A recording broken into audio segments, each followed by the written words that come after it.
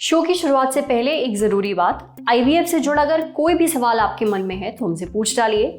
ये सवाल आप हमें मेल कर सकते हैं, कमेंट बॉक्स में लिख कर पूछ सकते हैं।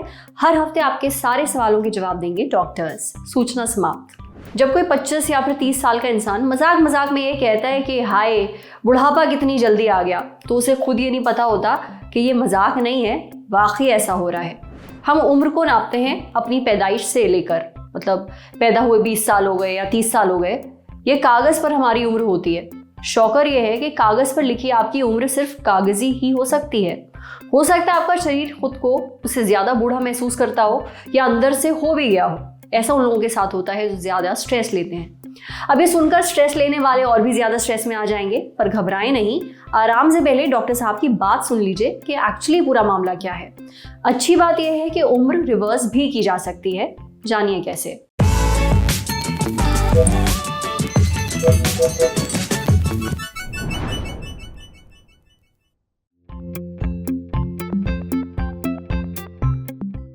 हमारी दो प्रकार की एज होती है।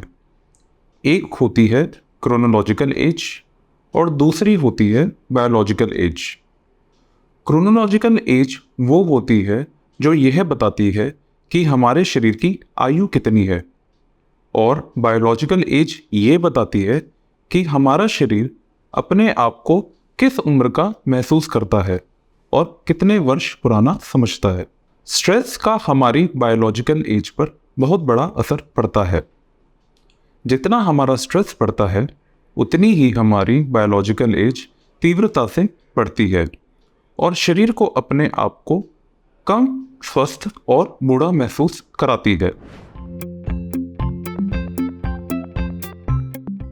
बायोलॉजिकल एज बढ़ने से कई बीमारियां बढ़ जाती हैं, जैसे बीपी, शुगर, मोटापा, और ओवरऑल हमारे शरीर की आयु कम होती है।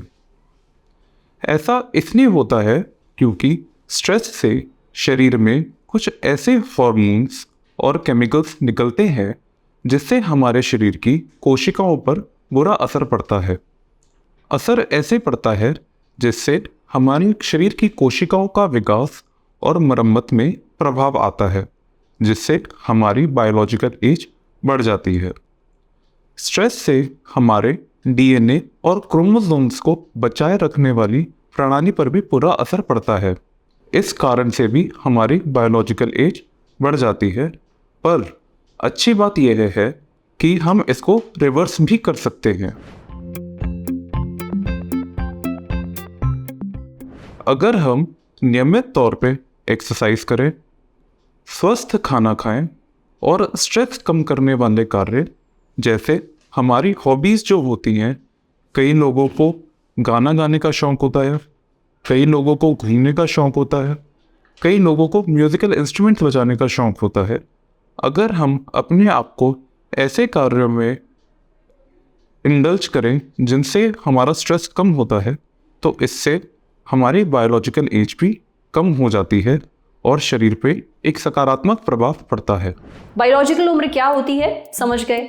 स्ट्रेस से ये उम्र क्यों बढ़ती है ये भी समझ में आ गया। इसलिए ज़रूरी है कि स्ट्रेस को कंट्रोल करा जाए और हेल्दी लाइफस्टाइल फॉलो किया जाए। अगर आप स्ट्रेस नहीं हैंडल कर पा रहे हैं तो ये एकदम नॉर्मल बात है। इंसान अपने हालात तो नहीं कंट्रोल कर सकता, पर हाँ प्रोफेशनल मदद लेकर स्ट्रेस को मैनेज ज़रूर किया जा सकता है।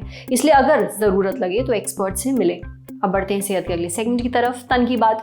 जानिए नया नया जिम जाना शुरू किया है तो किन बातों का जरूर ध्यान रखें।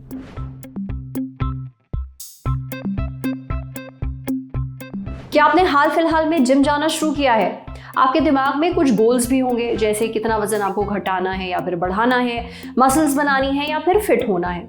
अपने गोल्स मालूम होना बहुत अच्छी बात है, पर जरूरी है कि इन गोल्स को सही गाइडेंस में पूरा किया जाए। जोश जोश में ऐसी गलती ना करें जिससे शरीर को उल्टा नुकसान पहुंचे। अब कुछ ऐसी टिप्स हैं जो आपको जिम शुरू करने से पहले और उसके बाद फॉलो करनी चाहिए। ये टिप्स बताई हैं हेल्थ एंड फिटनेस कोच यश वर्धन ने। सबसे पहले अपनी डाइट पर ध्यान दीजिए। जिम से पहले एक अच्छा मील खाइए। इसमें प्रोटीन, कार्बोहाइड्रेट, फैट होना चाहिए। जिम से 1 या फिर 2 घंटे पहले खाना खा लीजिए।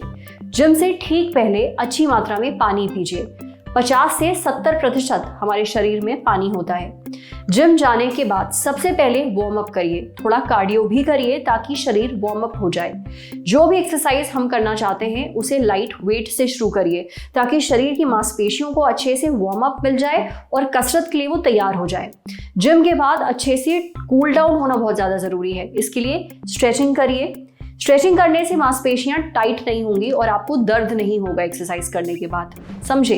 अब बारी सेहत के आखिरी सेगमेंट की, खुराक यानी झक्कासी हेल्थ टिप। अगर दूध नहीं पी सकते तो कैल्शियम के लिए क्या खाएं? कई लोगों को दूध और डेयरी यानी दूध से बनी जो चीजें होती हैं उनसे एलर्जी होती है।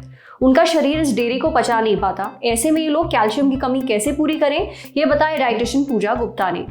कैल्शियम के लिए दालें, ब्रोकली, बंद गोभी और हरी पत्तेदार सब्जियां खा सकते हैं। केला, बेरीज वगैरह भी ली जा सकती हैं, इससे भी आपको कैल्शियम मिलता है। साथ ही बादाम और अलसी के बीज, चिया के बीज, इनसे भी आपको कैल्शियम मिलता है। आज सेहत पर इतना ही। अगर आप एक डॉक्टर हैं, हमसे कुछ शेयर करना चाहते हैं तो जो ईमेल आईडी इस वक्त आपको अपनी स्क्रीन पर दिख रही है उस पर हमें एक मेल भेज दीजिए। शुक्रिया।